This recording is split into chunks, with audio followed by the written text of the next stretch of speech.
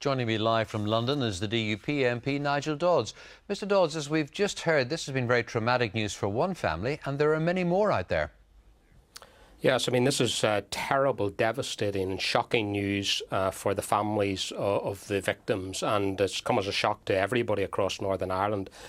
And I think one can only feel for the terrible situation it puts families who are now going to have to go through the trauma again of the death of their loved one and deal with the practical outworking of all of this. It's a terrible situation.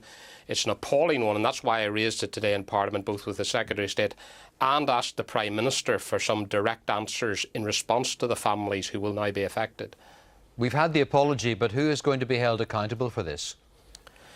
Well, I think that there needs to be now a full independent review or inquiry held into this matter, because as we now discover, other police forces in England were also responsible for this activity. Questions that need to be answered by that review or inquiry include: why was it that these body parts were kept? In some cases, not in others.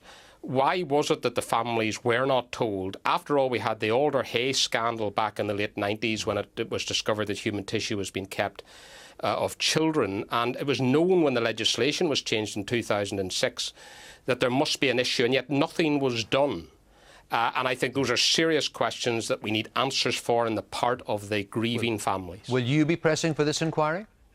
I have raised it today in the House of Commons. I asked the Prime Minister directly for the fullest and speediest answers to these questions, including what is the balance in terms of the people concerned across Northern Ireland. Are there some areas affected more than others?